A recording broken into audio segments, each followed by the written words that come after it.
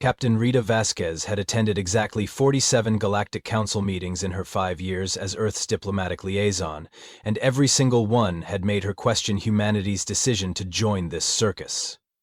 Today's meeting was shaping up to be number 48 on her list of reasons to fake her own death and retire to a monastery. The council chamber looked like someone had decorated a cathedral with disco balls and then invited every alien species in the galaxy to a very serious poetry reading. Council Chairman Clixthor, a 7-foot-tall bird creature with iridescent purple feathers and an ego the size of a small moon, stood at the central podium with his wings spread wide in what Rita had learned was the equivalent of aggressive posturing. "The motion is now open for discussion," Clixthor announced, his voice echoing through the translation devices everyone wore. "We propose a complete and total ban on human access to all Class 7 wildlife preservation planets." Rita's coffee, which she had been drinking specifically to stay awake through what she assumed would be another boring trade agreement discussion, nearly came out of her nose. "I'm sorry, what?" she said, standing up from Earth's designated seating pod, which was uncomfortably designed for species with 3 legs. "Chairman, we weren't informed this was on today's agenda." "The agenda has been revised," Clixthor said smoothly, pulling up a holographic display that showed several planets marked in red. "After careful review of human interactions with protected wildlife over the past standard year, the Council has determined that your species poses an unacceptable risk to endangered ecosystems." "Unacceptable risk?" Rita repeated. "We've followed every single preservation protocol to the letter." "Have you, though?" This came from Councillor Veshnara, a gelatinous blob species who somehow always sounded condescending, despite not having a mouth. "What about the incident on preserved planet Theta 9? You mean when our research team saved that entire herd of crystalline grazers from the volcanic eruption that your geological survey somehow failed to predict?" Rita shot back. "You disturbed their natural migration pattern," Veshnara gurgled accusingly. "Damn well would have been naturally dead." Clixthor ruffled his feathers irritably. "There is also the matter of preserved planet Sigma 4, where human researchers were found in direct physical contact with a thornback prowler, a species specifically designated as observe only." "The prowler was stuck in a ravine," Rita said, her patience wearing thin. "It had a broken leg. We stabilized it and left. That's not exactly a crime against nature." "You touched it," said Councillor Drexmill, a reptilian species whose scales clicked together when he spoke. "The preservation guidelines clearly state no physical contact under any circumstances. So we should have just let it die." "Yes," all 3 councillors said in unison. Rita stared at them. "You do hear how insane that sounds, right?" "The natural order must be preserved," Clixthor declared, as if he were announcing a religious truth. "Humanity's compulsive need to interfere with, rescue, befriend, and apparently adopt every creature you encounter is disrupting carefully balanced ecosystems across the galaxy." "Adopt is a strong word," Rita said, a slight tremor of nervousness entering her voice for the first time. "Is it?" Clixthor's eyes, all 4 of them, narrowed. "We have reports of human research teams hand-feeding creatures, naming them, creating enrichment activities for them, and in one particularly baffling case, knitting protective clothing for a species that has survived perfectly well without sweaters for 3 million years. Rita's mind immediately flashed to Dimitri's void serpent and the little scarf situation.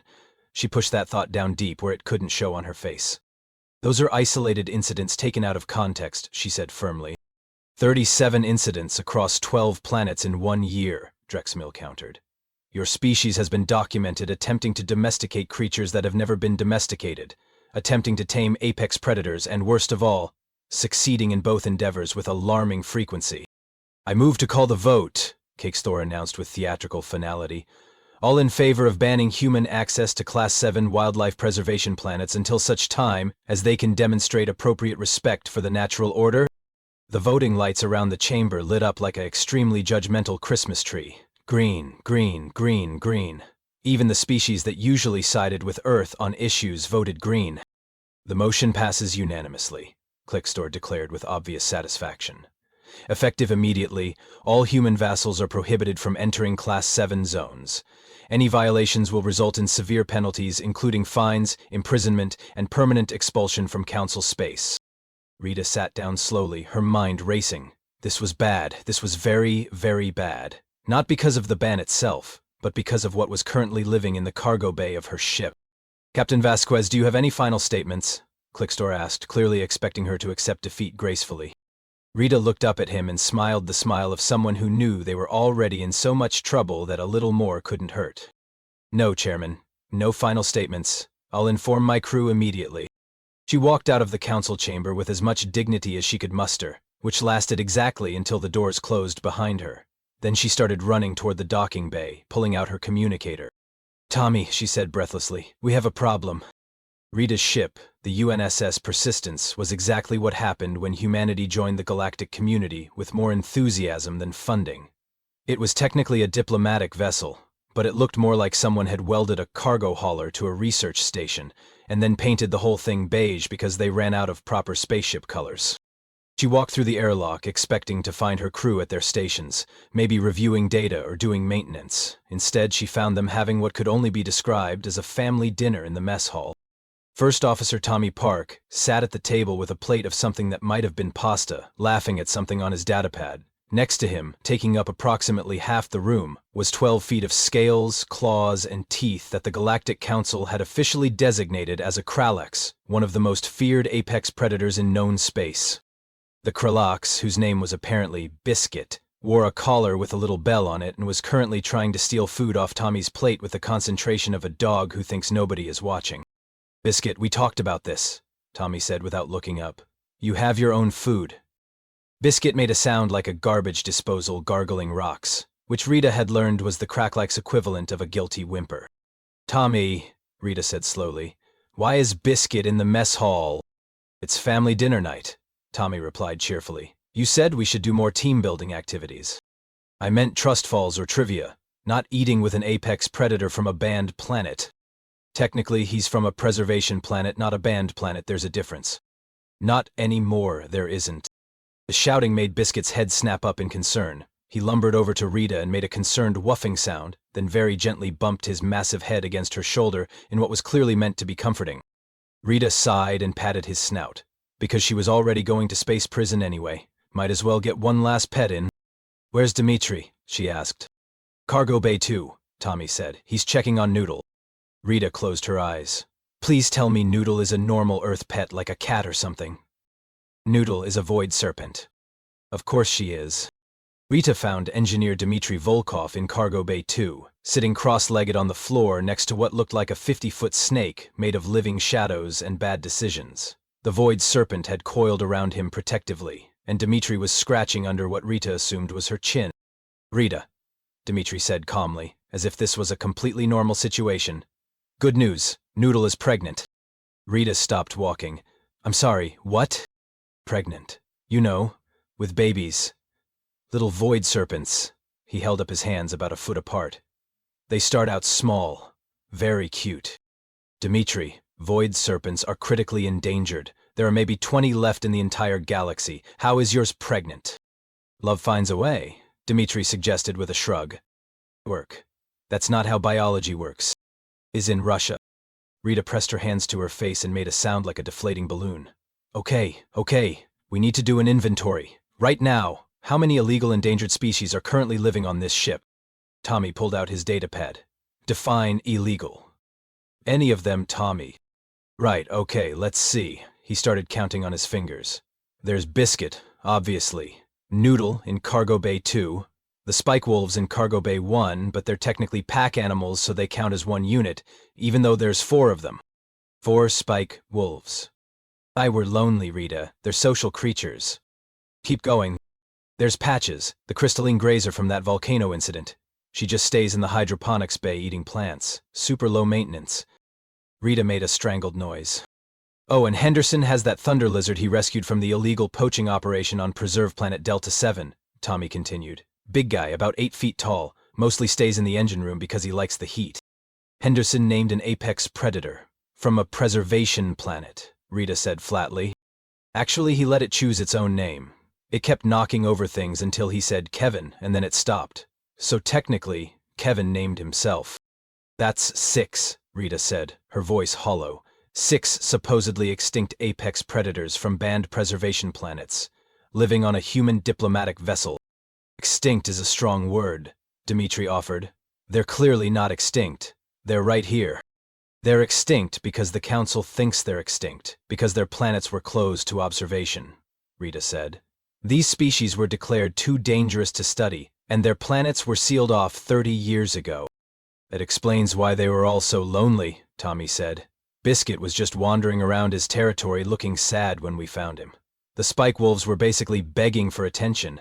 It's like these species evolved to be social, and everyone just abandoned them. Rita sat down on a cargo crate and put her head in her hands. The Council just banned us from all wildlife preservation planets, unanimously, and we're currently running an illegal zoo of supposedly extinct apex predators. Sanctuary, Dimitri corrected. Zoo implies captivity. These guys can leave whenever they want. Can they, though? Well, no, because space. But in spirit, yes. Rita looked up at both of them. We have to come clean. Absolutely not, Tommy said immediately. Do you know what they'll do to these creatures? They'll either lock them back on their lonely planets to slowly die out, or they'll put them in some sterile research facility where nobody is allowed to pet them or tell them they're good boys. Mesquite is a good boy, Dimitri added firmly. We can't hide 6 massive predators, Rita said. The Council mandated ship inspections. They're sending Inspector Qualix tomorrow morning. The color drained from Tommy's face. Qualix? The guy who once filed a formal complaint because someone's cargo bay was organized alphabetically instead of by weight class? That's the one. We're doomed. Rita stood up. Not yet, we're not. We have 16 hours to figure out how to present 6 illegal apex predators as completely legal and not at all problematic. How are we going to do that? Tommy asked. Rita smiled, but it didn't reach her eyes. I have absolutely no idea, but we're going to try anyway, because that's what humans do. We see an impossible situation, and we make it worse by trying to fix it. Dimitri nodded approvingly. This is a very inspiring speech. Thanks. Now somebody go tell Kevin we're having a crew meeting, and for the love of everything, get him to stop eating the spare parts. Rita stood in the cargo bay at 0400 hours, clutching her 5th coffee of the night and staring at what could generously be called her crew's first attempt at a plan. Explain this to me one more time, she said, gesturing at the elaborate setup Tommy had constructed. It's simple, Tommy said, far too energetically for someone who hadn't slept. We hide them in plain sight. Inspector Qualix is looking for illegal wildlife. He's not looking for registered emotional support animals. Rita looked at Biscuit, all 12 feet and several tons of him, who was currently trying to fit his entire body into a dog bed meant for a beagle. The bed was losing. Tommy, he's a Kralax. They're apex predators. They were declared impossible to domesticate by 17 different xenobiological studies. Were they, though? Tommy pulled out his datapad. Because I taught Biscuit 17 tricks. He's fully potty trained and he knows the difference between chew toys and important equipment. As if to demonstrate, Biscuit picked up a rubber squeaky toy shaped like a plasma rifle and squeaked it enthusiastically. See? Perfect emotional support animal. And Noodle? Rita asked, dreading the answer. Therapy animal, for anxiety. Very calming presence. She's a 50-foot shadow snake that most species find deeply terrifying on an instinctual level. Most species need to be more open-minded, Dimitri said, walking up with Noodle coiled around his shoulders like the world's most ominous scarf. She is very good listener. Rita pinched the bridge of her nose. Okay, fine. Let's say, in some alternate dimension where logic doesn't exist, we could pass off 2 of them as support animals. What about the other 4? Working animals, Tommy said triumphantly. The spike wolves are officially registered as security personnel. They're wolves. Security wolves. Very different, completely legal. And Patches, the crystalline grazer who should be on a preservation planet right now? Hydroponics assistant, she eats the excess plant matter. It's environmentally friendly. She's a rare and endangered species. She's an employee. We even made her a little name tag. Rita looked at where Patches was peacefully munching on some space lettuce, completely oblivious to the chaos around her. She was wearing a name tag that said, Patches Hydroponics in friendly letters. And Gavin? Rita asked weakly. Henderson, the junior engineer who had apparently bonded with a thunder lizard, stepped forward nervously. Kevin is my apprentice. Your apprentice? He's learning engine maintenance. He's actually pretty good at reaching tight spaces because of his size. Rita walked over to the engine room and looked inside. Kevin, 8 feet of scales and electrical discharged, was carefully organizing tools by size with surprising dexterity. He looked up at her and made a pleased rumbling sound. This is insane, Rita said. All of this is completely insane. Is it though? Tommy asked. I mean, yeah, it's unconventional, but they're all actually doing legitimate jobs. Biscuit helps with morale. Noodle is genuinely calming once you get used to her. The Spike Wolves patrol the ship at night. Patches handles organic waste recycling. Kevin assists with maintenance. They're productive members of the crew. They're illegal wildlife from banned planets. They're refugees from abandoned planets where they were dying of loneliness, Tommy countered, his voice suddenly serious. Rita, we didn't kidnap these guys. They practically begged to come with us. You saw the reports from their planets. No social interaction, declining populations, behavioral problems. These species are social creatures that the Council locked away because they looked scary. Rita wanted to argue, but she couldn't. She had read those reports. She had seen the footage of Biscuit before they found him, wandering his territory, making distress calls that no one answered because no one was allowed to visit. Even if that's true, she said quietly, Quelix isn't going to care. He's going to see protocol violations and endangered species, and he's going to confiscate all of them. Empire said. Then we make it impossible for him to say no, Tommy said. He pulled up a holographic display. I spent the last 6 hours forging Galactic Kennel Club certificates, therapy animal licenses, and work permits for every single one of them. Rita looked at the documents. They were impressively detailed and almost certainly extremely illegal. Tommy, these are fake. They're aspirational, Tommy corrected. Look, the Galactic Kennel Club is notoriously slow to process applications. We submitted the real paperwork months ago. These are just temporary certificates until the official ones come through. Did we actually submit real paperwork? We will have, retroactively, if anyone asks. Rita looked around at her crew and their collection of massive predators who were all, she had to admit, being remarkably well behaved. Biscuit had finally given up on the small dog bed and was now napping with his head in Tommy's lap. The Spike Wolves were playing a surprisingly gentle game of tug-of-war with a rope toy. Noodle had curled up in a corner and was making a sound like distant thunder that Dimitri insisted was purring. This is never going to work, Rita said. Probably not, Tommy agreed cheerfully, but it's better than our second plan. What was the second plan? Hide them in the vents. Rita looked at Biscuit's massive form.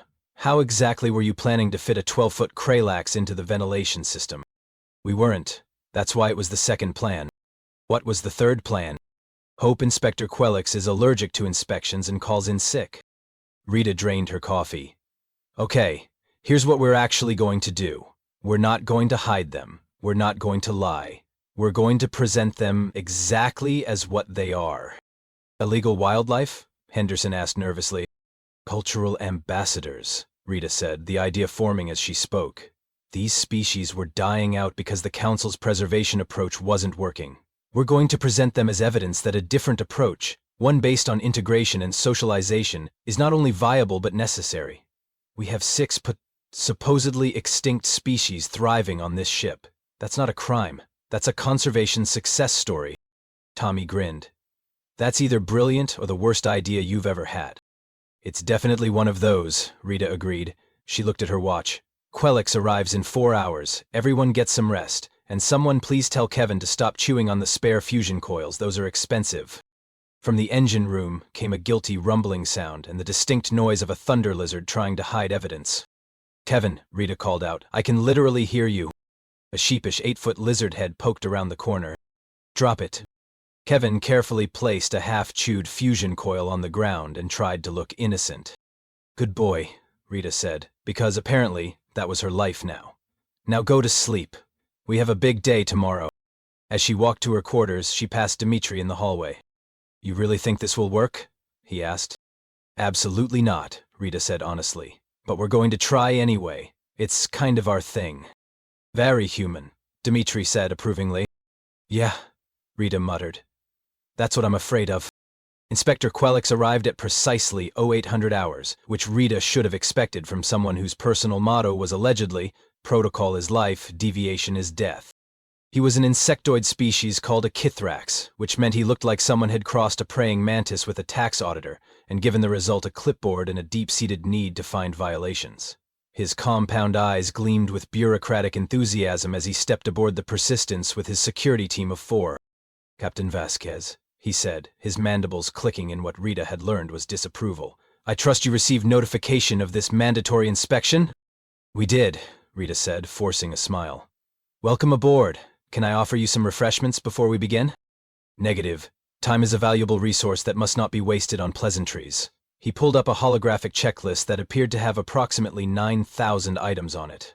We will begin with Cargo Bay 1 and proceed systematically through each section of the vessel. Of course, Rita said. Behind her, she could feel Tommy radiating nervous energy. Right this way. They made it approximately 15 feet before everything went wrong. The door to Cargo Bay 1 opened automatically as they approached, which was normal. What wasn't normal was the 4 spike wolves who had apparently decided that Inspector Quelix looked like an intruder who needed to be investigated immediately. They bounded out with the enthusiasm of puppies, which would have been adorable if they weren't each the size of a small horse with bioluminescent spikes running down their backs and teeth designed for taking down prey 3 times their size. The security team immediately drew weapons. Quelix made a sound like a startled tea kettle. "Wait!" Tommy shouted, stepping between the wolves and the security team. "They're friendly. They're just saying hello." The largest spike wolf, who Tommy had named Sergeant because of her commanding presence, sat down in front of Quelix and offered her paw. There was a very long silence. "Me," Quelix said slowly, "is a spike wolf from Preservation Planet Gamma 3, a species declared extinct 15 years ago, on your ship, offering me its paw." "Her paw," Tommy corrected.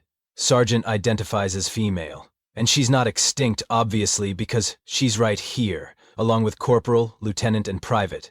He pointed to each wolf in turn. "They're our security team." "You are the security team?" "Yes, very professional, excellent track record. No incidents of excessive force." Sergeant was still holding her paw out patiently, waiting for Quelix to shake it. "This is a gross violation of at least 47 different regulations," Quelix said, but Rita noticed his eyes kept darting back to the offered paw. "These creatures should be on their designated preservation planet, not serving as security personnel on a human vessel." "About that," Rita started, but she didn't get to finish because Biscuit chose that exact moment to investigate the commotion.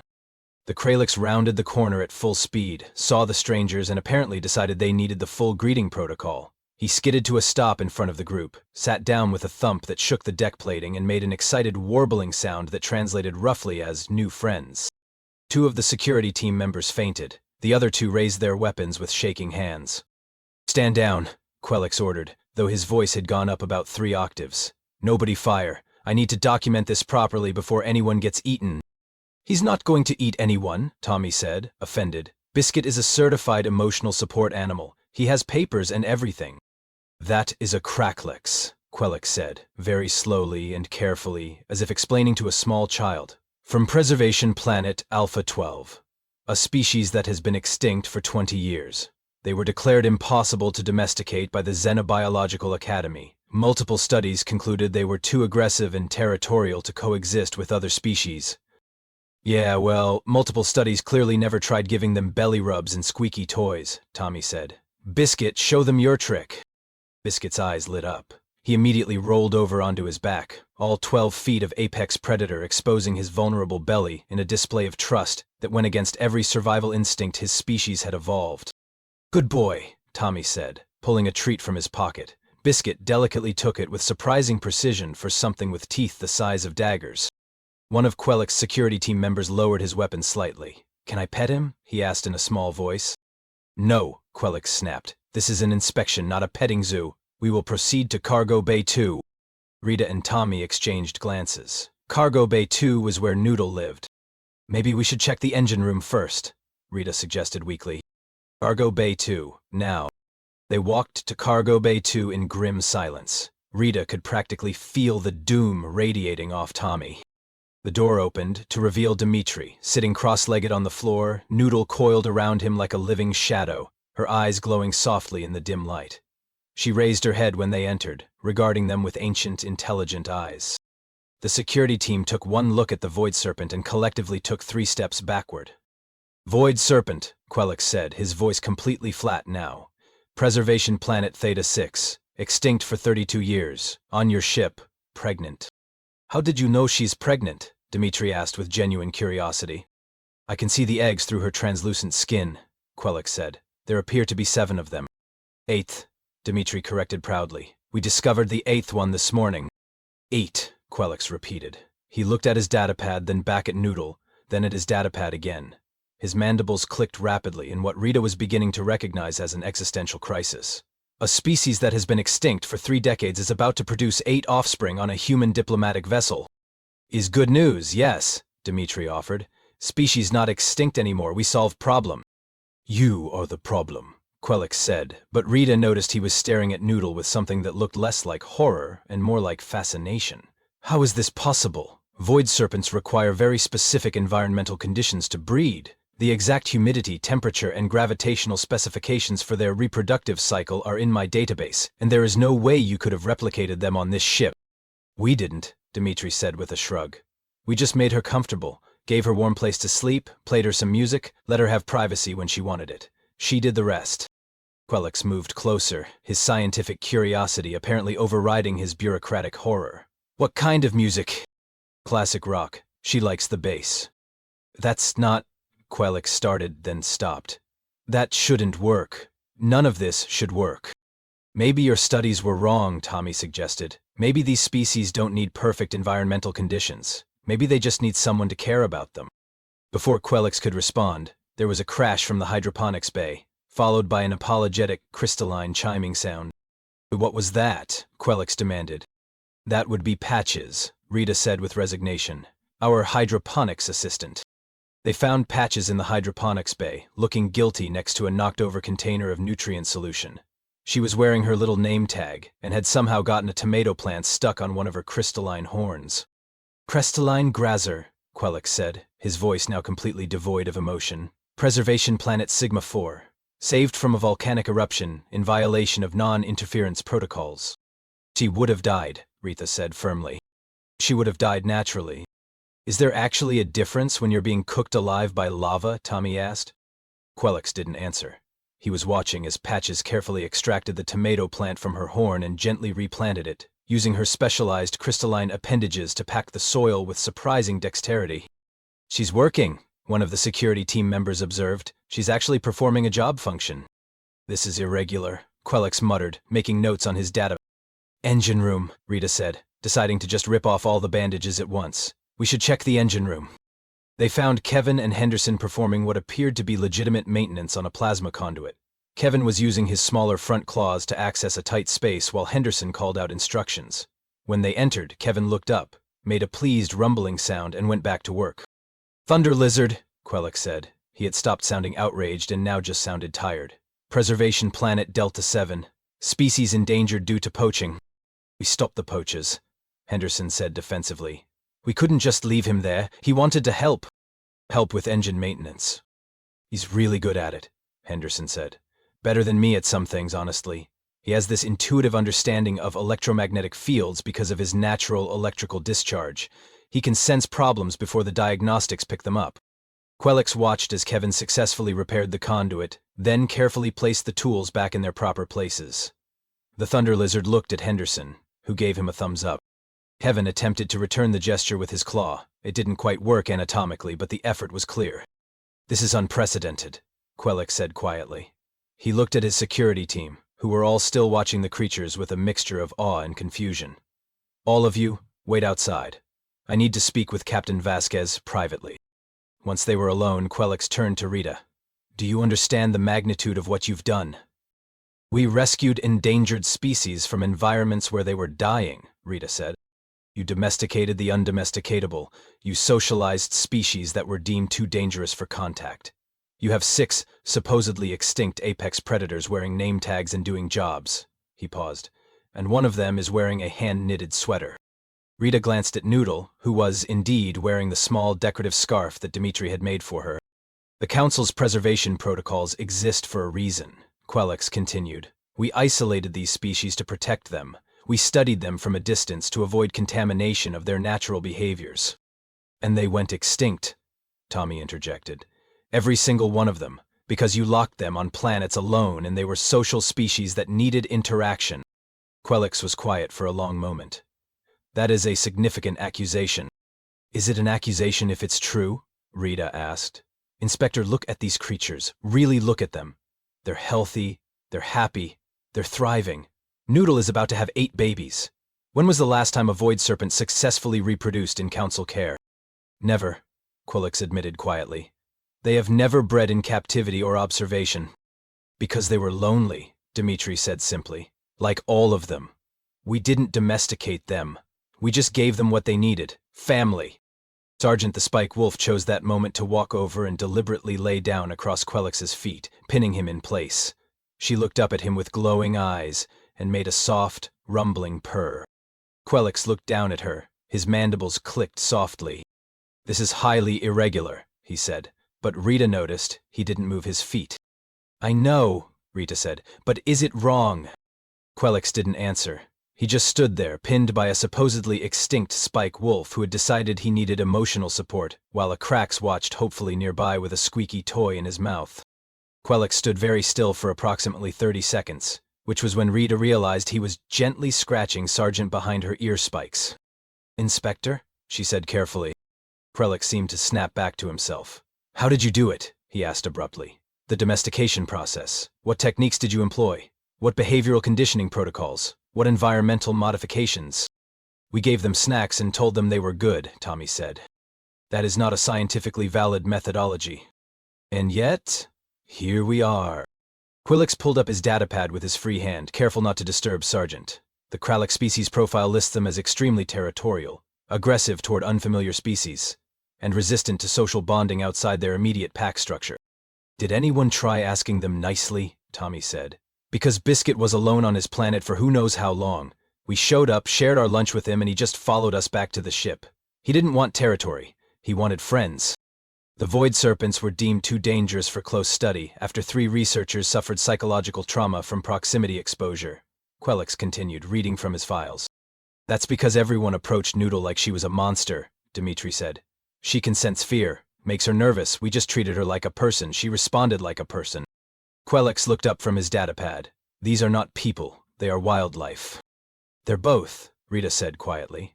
That's what nobody understood. Yes, they're wild creatures with instincts and needs, but they're also intelligent, social, emotional beings. The Council's preservation approach treated them like museum exhibits. You cataloged them, observed them from a distance, and locked them away. You never asked what they actually needed. We were protecting them. From what? Rita gestured around the ship. From having names? From having jobs? From having someone who cares if they're lonely or scared or happy? Quellix's mandibles clicked rapidly. He pulled up another file. According to our records, Spike Wolf population on Gamma-3 declined from 80 individuals to 0 over a 20-year period after preservation protocols were enacted. No illness, no environmental catastrophe, no predation.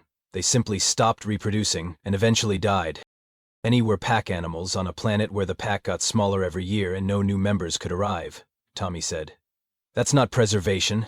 That's a slow extinction. The crystalline grazers showed similar patterns, Quellix continued, his voice distant now. Declining birth rates, increased aggression, self-destructive behaviors. We attributed it to natural population cycles. It was depression, Rita said. They were depressed because they were alone. Quellix looked at Patches, who was contentedly munching on lettuce while somehow managing to look serene and crystalline. The Council's xenobiologists determined these species were too dangerous or too sensitive for integration into galactic society. Your xenobiologists never actually tried integrating them, Tommy pointed out. They just observed them being miserable from orbit and concluded that was their natural state. That's not, Quellix started, then stopped. He pulled up more files, reading quickly. Rita could see the exact moment he found what he was looking for, because his entire posture changed. The preservation protocols for all 6 species were implemented within a 5-year period, he said slowly. Populations were stable or growing before isolation. Decline began within 2 years of enactment for every single species. They went extinct because they were too dangerous, Rita said. They went extinct because you cut them off from everything they needed to survive. Not food or water or shelter. Connection. Quellix was quiet for a long moment. Sergeant had apparently decided he was trustworthy and had rolled over to expose her belly, still pinning his feet. If this information is correct, he said carefully, then the Council's preservation approach has been systematically eliminating the species it was designed to protect. Yes, Rita said. For 30 years. Yes. This is... Quellix paused. This is the largest bureaucratic failure in Council history. Probably, Tommy agreed. Biscuit, sensing an opportunity, walked over and dropped his squeaky toy at Quellix's feet, then sat down with an expectant look. He wants you to throw it, Tommy explained. I am conducting an official inspection, Quelix said. Biscuit picked up the toy and squeaked it hopefully. This is highly inappropriate. I could be disbarred for fraternizing with contraband wildlife. Squeak, squeak. Quelix looked at the toy, then at Biscuit's eager face, then at his datapad, displaying 30 years of failed preservation protocols. He threw the toy. Biscuit bounded after it with pure joy, all 12 feet of supposedly impossible-to-doma-skelter amities playing fetch like he'd been doing it his whole life. We need to present this to the full council, Quelix said quietly. All of it. The creatures, the data, the evidence of protocol failure. This cannot be buried or ignored. Rita felt something loosen in her chest. You're not going to confiscate them? I am going to do my job, Quelix said, which is to ensure the welfare and preservation of endangered species. And based on what I have observed today, their welfare is significantly better here than it would be under current council protocols. He paused as Biscuit returned with the toy, tail wagging. However, this will require a formal council hearing. When? Rita asked. Immediately, Quelix said. He gently moved Sergeant's paws off his feet and stood. I am filing an emergency petition for a full council review. They will want to see these creatures themselves. Can they be transported safely? See my go where we go, Tommy said firmly. Then I suggest you prepare them for travel, Quelix said, because tomorrow you are going to stand before the Galactic Council with 6 supposedly extinct species and explain how humans managed to succeed where 30 years of expert protocols failed. By treating them like they mattered, Rita said simply. Quelix looked at her, then at Sergeant, who had followed him and was sitting at his feet looking hopeful for more ear scratches. Yes, he said quietly. I am beginning to understand that now. The full Galactic Council chamber had never been so crowded, and it had definitely never included 6 apex predators before. Biscuit sat next to Tommy, wearing a bow tie for the occasion and being extremely good. The spike wolves formed a perfect honor guard around Rita. Noodle coiled elegantly at the base of the speaking platform, glowing softly. Patches stood near the hydroponics display that Dimitri had hastily assembled. Kevin helped Henderson set up the holographic projector, his claws surprisingly deft with the delicate equipment. Chairman Clickstor looked like he was reconsidering every life choice that had led to this moment. This is unprecedented, he announced, his feathers ruffled in agitation. Inspector Quelix, you assured us this emergency session was warranted, but bringing contraband wildlife into the council chamber— Evidence, Quelix interrupted calmly. Evidence that the council's preservation protocols have been systematically failing for 30 years. The murmuring in the chamber stopped. Rita stepped up to the platform, her heart pounding. These 6 species were declared extinct under council protection. They're not extinct. They're right here, healthy and thriving, because someone finally asked what they actually needed. You violated preservation laws, Councillor Veshnara gurgled accusingly. We saved 6 species from dying of loneliness, Tommy countered. Your protocols isolated social creatures on empty planets and acted surprised when they stopped reproducing and died. That's not preservation, that's negligence. Quelix pulled up the data on the main display. Population graphs, behavior studies, timeline analyses. The evidence was damning. Every species currently on this platform showed stable or growing populations before isolation protocols were enacted, Quelix said. Within 5 years of enactment, all 6 entered terminal decline. The pattern is consistent across all cases. This is speculation, Clickstor protested, but his voice had lost its certainty. This is data, Quelix replied, and it is corroborated by the evidence before you. Noodle, the void serpent, is carrying 8 eggs. Void serpents have never successfully bred in council observation. The human explanation for their success? They played her music and gave her a comfortable space. That's absurd, Councillor Drexmeal said. There must be advanced techniques. We gave them snacks and attention, Dimitri said flatly. Is not complicated. They were lonely. We fixed that. Sergeant chose that moment to walk calmly over to Clickstor and sit directly in front of him, offering her paw with perfect discipline. The chairman stared at the supposedly impossible-to-tame Spike Wolf. She wants you to shake her paw, Tommy said helpfully. It's polite. I know what she wants, Clickstor said irritably. But Rita noticed his wing moved slightly, as if considering it. The question before the council is simple, Rita said. Do we continue protocols that demonstrably lead to extinction, or do we try something different? Integration, socialization, actually treating these creatures like the intelligent, emotional beings they are. You're suggesting we allow unrestricted human contact with all wildlife preservation planets?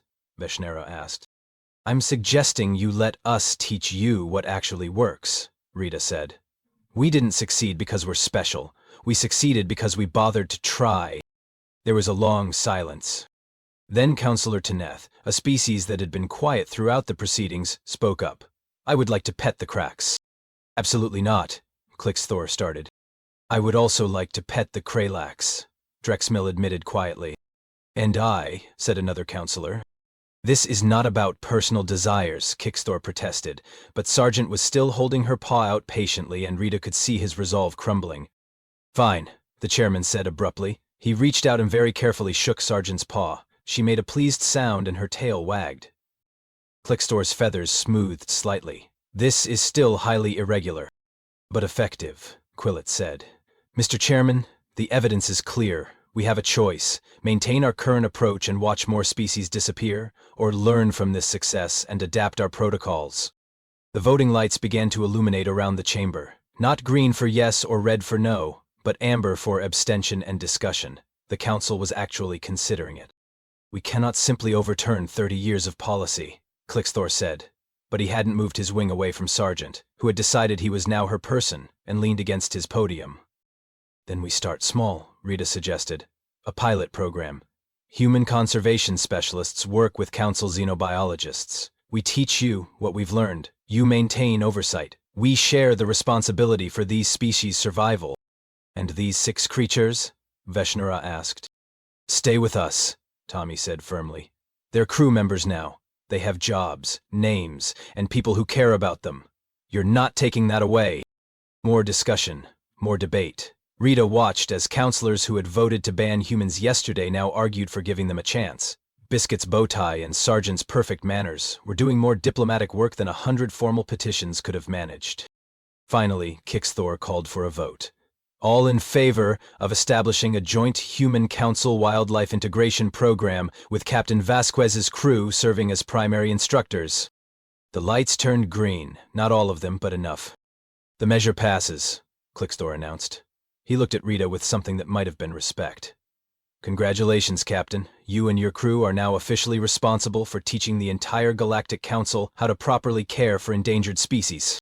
Rita's elation lasted exactly 3 seconds before the reality hit her.